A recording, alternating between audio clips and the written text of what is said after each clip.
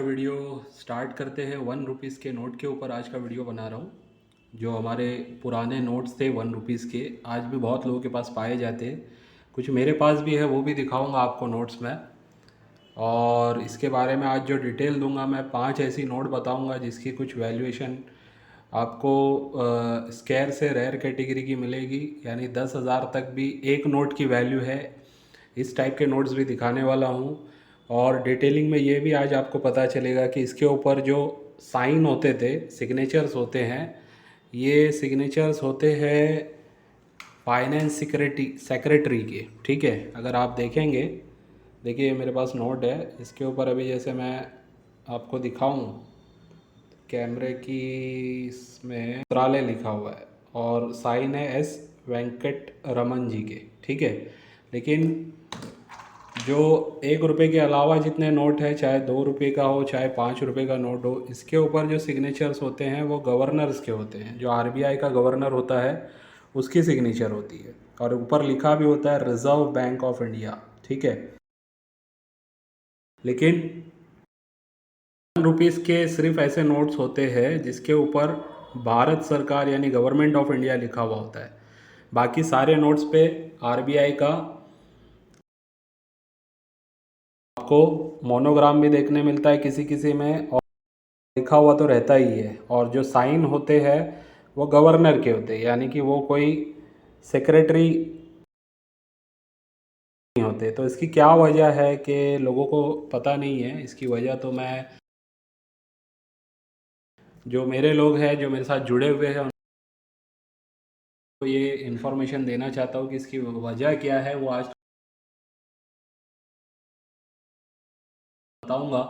ये डिटेलिंग सारी बुक्स में आने वाली है आपके लिए, लेकिन मैं वीडियो में भी कुछ कुछ इन्फॉर्मेशन आप लोगों को देना चाहता हूँ, ताकि जो मेरे साथ लोग हैं उनको वीडियो के माध्यम से भी ये चीज़ें पता चले कि जैसे इसके ऊपर जो सिग्नेचर्स आते हैं वो फाइनेंस सेक्रेटरी के क्यों आते हैं। तो जो रीज़न मुझे पता चला है वो बता रहा हूँ आपको। इसका सबसे बड़ा रीज़न ये है कि गवर्नमेंट ऑफ इंडिया ने एक अलग से जो इंस्टीट्यूशन बनाया है, जो गवर्नमेंट की ही इंस्टीट्यूशन है, लेकिन उसको नाम दिया गया आरबीआई यानी रिजर्व बैंक ऑफ इंडिया। ठीक है, और इस तरीके के फाइनेंस इंस्टीट्यूशंस जो होते हैं बहुत सारी कंट्रीज़ में, यही तरीक़ेकार है कि गवर्नमेंट अलग होती है और फाइनेंस इंस्टीट्यूशन एक अलग होता है। जैसे हमारे इंडिया में आरबीआई की बात कर रहे हैं हम, तो उसकी वजह सबसे बड़ी ये है कि कोई भी पॉलिटिकल इंटरफेरेंस ना हो, यानी कि गवर्नमेंट का कोई भी पैसों के मामले में पॉलिटिकल कोई इंटरफेरेंस ना हो। इस वजह से एक अलग बॉडी बनाई गई है रिजर्व बैंक ऑफ इंडिया के नाम से। लेकिन ये या 100 रुपीज़ का नोट हो या 500 रुपीज़ का नोट हो, तो उसकी वैल्यूएशन में दिक्कत आ सकती है। ये वजह मुझे समझ में आई है। ठीक है, ये एक थोड़ा सा लूप होल दिखता है, लेकिन कहीं ना कहीं गवर्नमेंट भी इसमें लायबल हो जाती है। तो ओवरऑल यही कहूँगा कि ये सबसे बड़ा पॉलिटिकल रीज़न है कि कोई पॉलिटिकल कोई बंदा, इस वजह से इन्होंने पहले से रूल बनाया है। आरबीआई अलग है और जो गवर्नमेंट ऑफ इंडिया है वो अलग है। तो गवर्नमेंट ऑफ इंडिया के अंडर में 1 रुपीज़ की नोट छपती है। इसके अलावा जितनी भी नोट्स हैं वो सारी की सारी आरबीआई के गवर्नर की साइन की हुई होती है।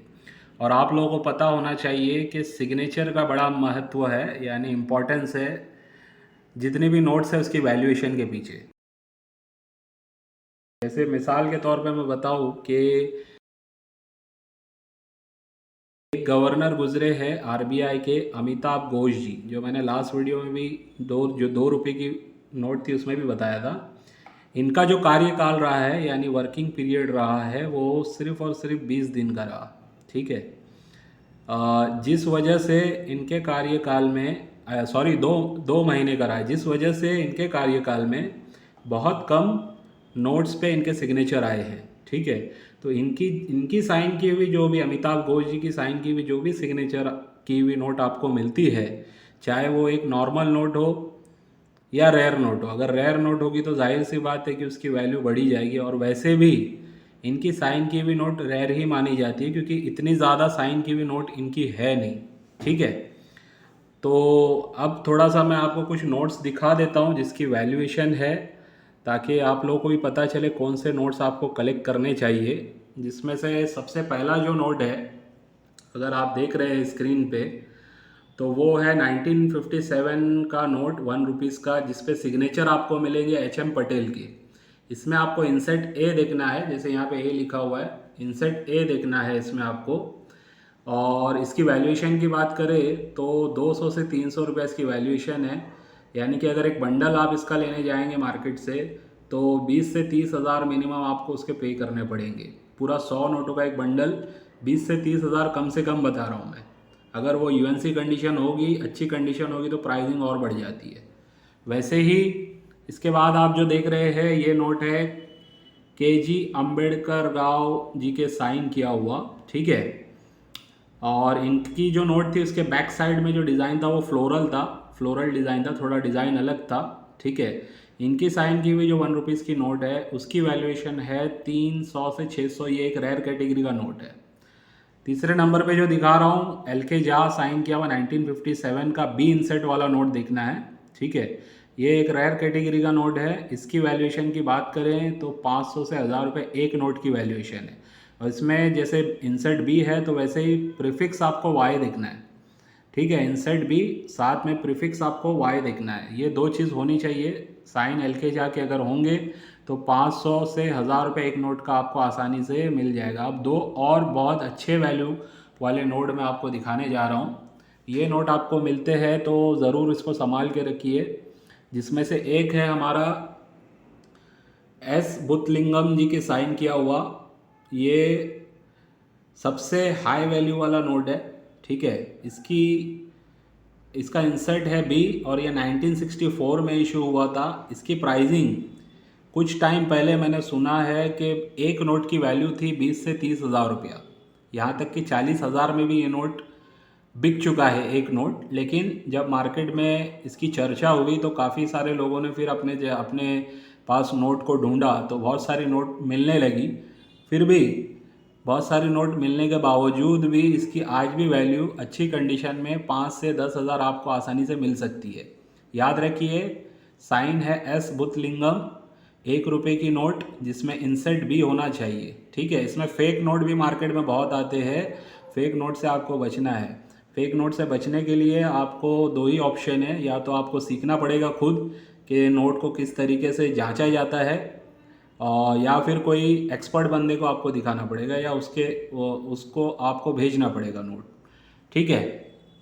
इसके अलावा एक और नोट है जिसकी अच्छी वैल्यू आज भी मिलती है मार्केट में, वो है के.आर.के. मेनन की साइन की हुई नोट, जिसकी प्राइस की बात करूँ तो 1000 से 5000 एक नोट की वैल्यू आज भी मिलती है। तो ये भी एक रेयर कैटेगरी का 1 रुपीज़ का नोट है। अगर ऐसे नोट आपको मिलते हैं तो उसको ज़रूर संभाल के रखिए, और इसको आप आसानी से एग्जीबिशंस में भी बेच सकते हैं। लेकिन अगर अच्छी कंडीशन होगी तो याद रखना इससे ज़्यादा वैल्यू आपको मिलेगी। अच्छी यानी कि यूएनसी टाइप की कंडीशन भी, जैसे मैं आपको कंडीशंस पे बताऊं तो देखिए ये नोट है, एक फाइन कंडीशंस के नोट है, ठीक है। इनकी वैल्यू कम आएगी, लेकिन अगर वही वाला नोट इस टाइप की कंडीशन का मिलेगा आपको, एक बोलते हैं ना कड़क नोट, तो डायरेक्टली आपकी वैल्यू और ज़्यादा बढ़ जाएगी, 5-10 हज़ार रुपये और बढ़ सकती है उसकी वैल्यू। ठीक है, आज के वीडियो को यहीं पे रोकते हैं, फिनिश करते हैं। नेक्स्ट वीडियो में और इन्फॉर्मेशन के साथ कोई नई डिटेलिंग आपको बताऊंगा।